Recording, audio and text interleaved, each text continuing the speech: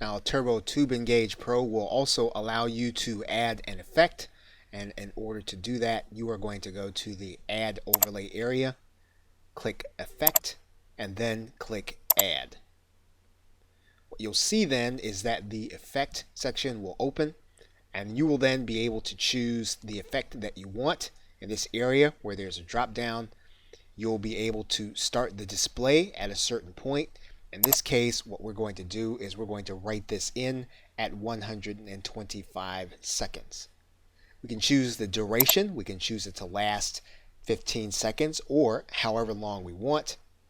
And as is the case in other effects inside of Turbo Tube Engage Pro, what we can do is we can pause the video until that effect finishes. And in this case, that is what we are going to do.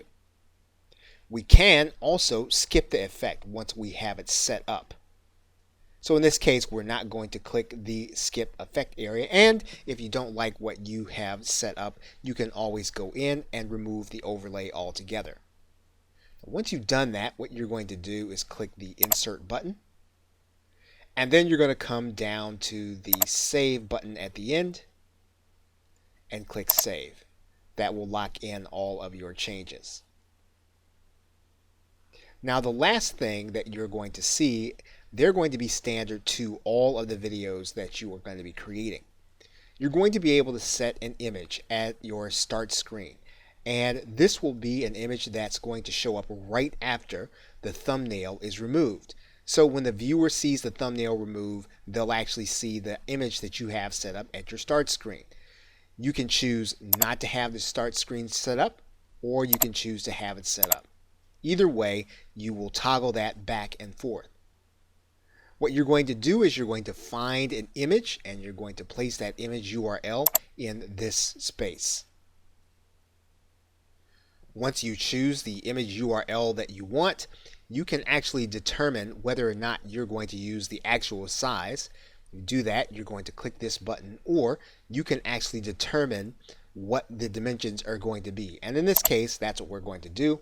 We're going to write in a width and a height that we want for this image. And we can also choose the length of time that that image is going to be displayed. In this case, we're going to say it's going to display for 15 seconds. So we now have a start screen image that will appear for 15 seconds at the beginning of the video. Now the next thing you're going to see is called the end screen. And the end screen is much like the start screen. And you're going to put an image URL in there. You're going to determine whether or not you're going to use the actual size. You are going to put a width and a height and how long it's going to be displayed. And you're going to click the edit or insert button. Now, as always, what we're going to do to lock in all of our changes is click save. And we're going to look at the custom thumbnail area. And what we're going to see here is that in the custom thumbnail area, you also are able to add in an image that is going to serve as the thumbnail where people are going to actually see this when they come to the page. Before your video starts, you'll have a cover image. You can have your logo or however you like to use it. You can toggle it back and forth. And once you've done that, what you're going to do is to put your image URL in there and click insert. And as is the case with all of our changes, we're going to click the save button. Now, once you've completed this, what you'll want to do is you'll want to get your embedding code, and then you'll determine the dimensions of the video as it is going to be seen on your page. You'll grab this entire code, you'll click copy, and then you're going to go to your favorite HTML editor. Once we are inside of the editor, we're going to go between the body tags, and then we're going to put a center code in there. And then we're going to click Control V. There is our code, and then we're going to put a back center code in there.